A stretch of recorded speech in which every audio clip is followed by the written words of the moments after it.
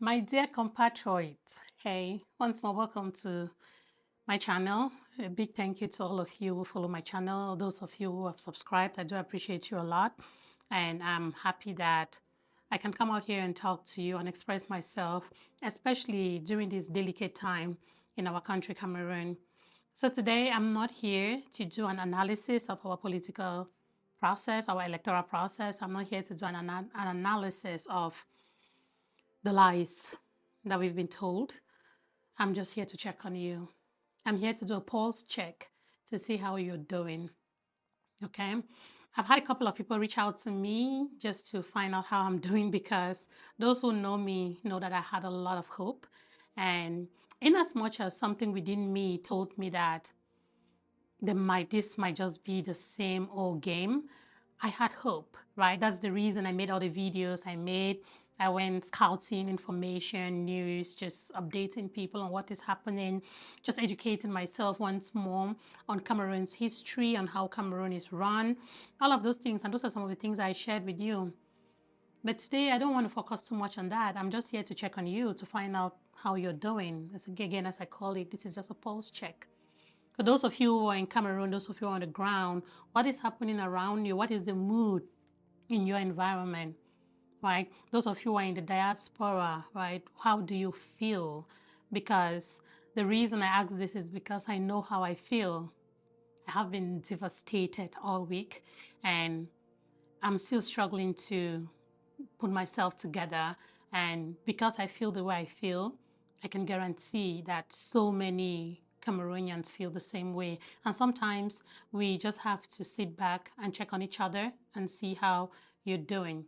Right? I've been in my regular scouting mood in the past 2 days, checking to see what's happening. I made a video yesterday where I kind of expressed myself. You know, when you feel that need to air it, right? And there is something that pushes us into this mood. You know, I don't know if you've ever think of it. You know, an instance where somebody sits right in front of you, you have evidence in your hands and you're talking to that person about something and they lie to you in your face and it makes you so uncomfortable, right? It's like your stomach churns. You're looking at them in their face and they're lying to you. You know, like, I don't know how explicit I can be with this. But you know, this is what we experienced on Monday. And that is why it hurts so much. That is why the pain just feels like it's not going away, right? When other countries make fun of Cameroonians and say, hey, look at these people who voted in the same president that has been ruling them for 43 years in a stagnant economy. And they're saying, again, people have been teasing us, they're laughing at us at on different platforms, right? We see that. And you just sit back and you ask yourself that the Constitutional Council, they just sat in front of us and lied to us in our faces. Like they told us a big fat lie right in front of us. Now you're asking yourself, how do these people sleep, right? How are these people even resting, like when they go back home? Right? And then after that, we saw a video of Atangana celebrating with his colleagues. And they're toasting, they're cheering with champagne. Then you ask yourself that how do these people feel that they do this? And like you've sat in front of us and you've lied to us. You've given us numbers that we all know are a big fat lie. Like the numbers of the English-speaking parts of Cameroon, even a baby would tell you that those numbers are a lie. And you come and sit down, you're celebrating. And when I was watching that celebration video, right, I said I was not going to do an analysis. Again, I'm not doing an analysis. We're just chatting here, okay? When I was watching that video where the president of the Constitutional Council, Atangana, and his co, they were celebrating, right? If you looked in that hall, all of those people there were not aged people, you know? They're young people in there. People who are maybe 45, 50, maybe even 60. Yeah. And these are the people that will continue to run Cameroon if we don't have change. They're just going to step into people like Atangana's shoes and they'll continue to run Cameroon in the same way. And that is what really pains me. That is what hurts me to my bones because I ask the question, is the problem these really old guys? Are you sure that that is a problem? Or is the problem our elites? Or is the problem the people that are on the ground in our different communities that have decided to sell their souls? that do not care, that they go out there and they see little children who cannot afford to go to school. They look at the roads that they are driving cars on. You ask yourself, again, I've not been in Cameroon for a bit, but are there nice cars in Cameroon? And if there are, what roads are they driving on? So you ask yourself all of these questions, and it's just disheartening, right? We see the protests. Again, the reason I'm checking to see how you're doing is, what is happening around you? I was watching today to see how the protests are going to go, to see if people are still out there. You know what has always happened is that the history behind protests like this is that the regime will squash it. They'll do everything possible to get people off the streets, right? And one thing that Cameroon still struggles with, again, this year was better, but Cameroon still struggles with a little bit, is having a huge number on the street. I remember in my days of UB, if you all remember the year in UB when the medical list, the list of the medical students were proclaimed, they do now, it's again, everything is just proclaimed now. When the list was published, and you went on the list, and all our English-speaking brothers and sisters who had been trying to get into that medical school, the list was halfway full of French, Cameroon, and Francophone names, right? And we all know that we don't say that Francophones cannot come to Buea and go to medical school, but you cannot just cheat and lie in front of people in such a merciless way. And that is why we hit the streets. I was not in medical school, I was in UB, but yes, we hit the streets. And I asked myself, the first days of that strike, right? There was a strike then. It was the numbers. If you have ever been to the University of Buea, I will never forget this day. We were on the streets of that university street like bees. The streets were full. Or there is just one street, right? The street that leads into the university. It was full. Unfortunately, of course, the way Cameroon does it, we had a few losses. I remember I lost a classmate. And we were there. What did we have? We were there protesting. And these people came with tear gas and all of that. What weapons did we have? We had stones. So we picked up stones and we shot.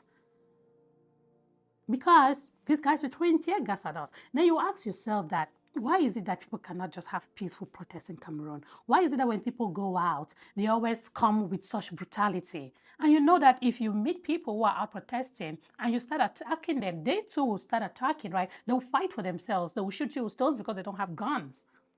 So one feeling I have, especially with what we see in Cameroon today, I watched a video of a big guy talking to people on the streets in one of the, I think it was somewhere in Garoua, and telling them that, hey, why are you shooting my stones? Remember that if I'm not here to attack you. And he had a long speech where he addressed them to say, which again, remember that one of the things that we've been calling, Chiruma has called in many of his speeches, calling on the military to please, please, please stand with the people. So this guy is making his speech, he's talking about his family, he's the head of his family, he needs to protect his family too. And so if the protesters are shooting him, what if he loses an eye? And if that happens, if he has to shoot somebody to protect himself or his family, he's going to shoot, right? So he's telling them to do their protests without any violence. And it's understandable, right? We've all heard the people that call like, hey, guys, go out there and protest. They're not telling you to be violent.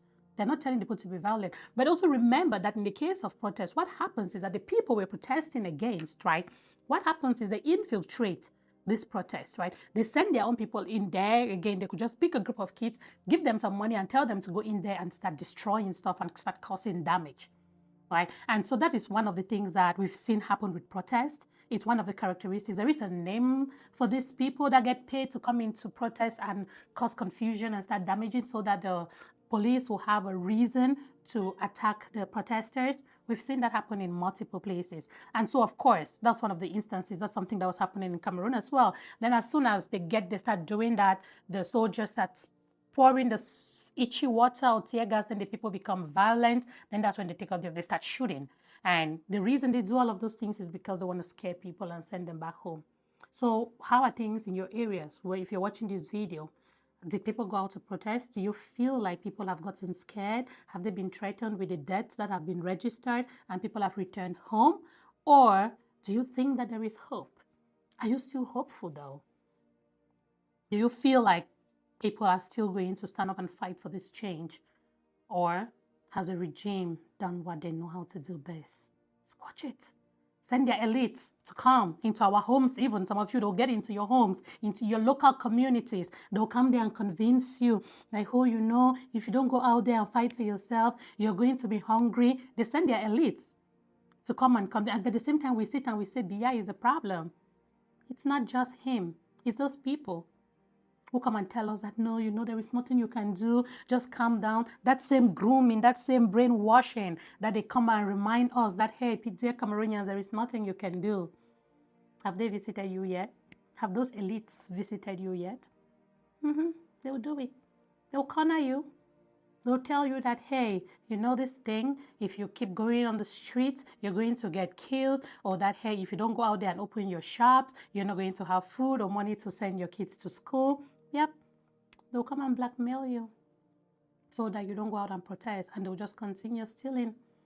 You stay in the same low-life environment, nothing, no good health care, no roads, crazy economy, no job. People are graduating schools, and the best they can do for themselves is to flee the country. Our parents are spending tons of money to educate their children who get out of school and they cannot even find a job. Our young girls have to go sell their bodies in order to be able to pay their rent or even catch a cab to go do a job that barely pays them anything. Our young boys have all become scammers because they have gone to school and they cannot even afford, they cannot even get a job that pays them well enough to start building their own families. Then they come sit and they corner you and they tell you that, hey, you know, there is nothing we can do to get Biya out of chair. Yep. That is the doctrine, that is the indoctrination that keeps taking place, that has been taking place for the past 43 years. That is why, since Mr. Paul Biya came to power, there has never been a free and fair election in Cameroon. Never. That guy has never been voted into power in Cameroon. He has successfully done his stuff. They have their playbook that they play over and over again. And this year, we had hope. We truly had hope that things were going to be better. Things were going to be different. We had hope. Cameroonians were out there, fire in their hearts. Their eyes are burning. Like, hey, we have to do this thing. Man, you've been here for 43 years. Give us a break. Went out. But as usual, they use our own people. They use our fathers, our mothers, our siblings. They use them. The same people that you think are on your side. Those are the same people that we use to shush you. Then you just stay in the same misery. And don't get me wrong, there are people in Cameroon who are living a good life. Again, I guess so. Because if everybody in Cameroon was struggling and suffering like the masses you see on the street, then that would be good enough cause for everyone to say enough is enough. But the reason some people are not even willing to support this change, probably because they're probably beneficiaries of the system. But that doesn't stop us from talking about it. Some of us have been enlightened in the sense that we are breaking away from that grooming, from that mental poisoning that they made us believe that as Cameroonians we cannot do it. They continuously remind us that this is not a Cameroonian thing. Oh no, Mr. Biya, just go and reduce the price of fuel, reduce the price of beer, your people will be fine. That's what, go get involved in some kind of football thing. Your people will be fine. That is not what makes life living. That is not what fulfills life.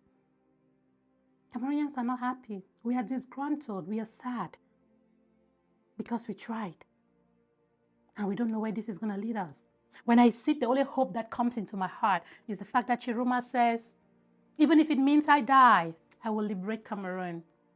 I cannot wait to hear from him. What is his plan? I know news out there says that he's been targeted, right? I pray that they don't get him. I pray that he has the people around him that can protect him. And if they protect him and all of that, he said, Chiruma Bakari, we want to hear your plan. What is the plan? Are you giving up as well? So we don't know. Again, I'm here to check on you because personally, I don't know that my own mental state is adjusted yet. I'm still struggling a lot as of Monday. I'm still trying to put things together. And so that's why I said I'm not going to do no analysis today, but I'm just going to come up here and talk to you, ask you how you're doing, ask how things around you are going. Are you hopeful? Have you given up? Do you think that the people have settled? And yeah, again, as for me, I'm not there yet. I'm still struggling. Emotions are all over the place. I'm suffering from emotional flare. Yeah.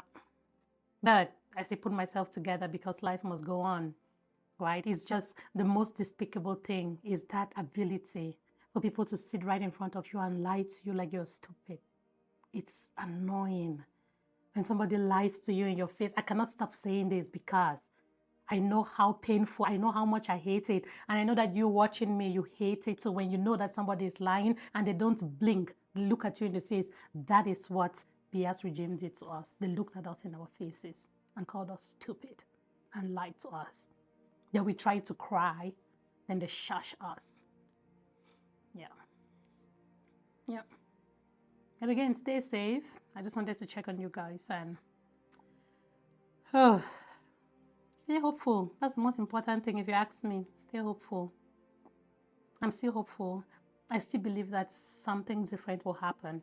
I still believe when Mr. Issa Chiroma Bakari says he will liberate Cameroon, I still believe in him. And at the same time, I still believe in God. I hope you do too. Stay blessed and yeah, let's see how the next coming days unfold. Anything happens worth analyzing or talking about, I'll be back here. But yeah, while we wait on that, that's all I have to do. And again, the goal of this video was to check your pulse. How are you doing? Let me know in the comment section and we can continue the conversation there for now. Thank you. Bye-bye.